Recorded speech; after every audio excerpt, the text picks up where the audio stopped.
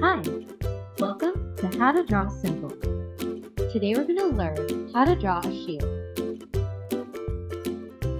Let's start off by drawing a line that goes down and curves to the right.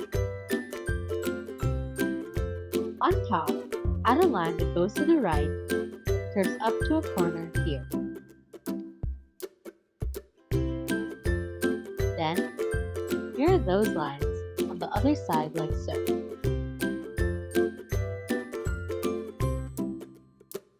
Inside, draw the same shape but smaller for the trim.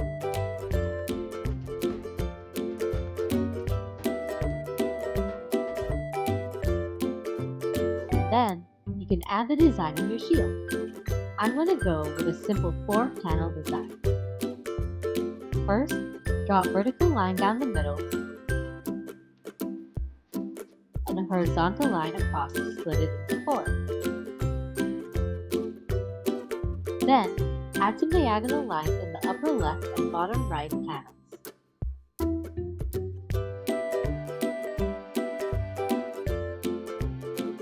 And now you've got a shield.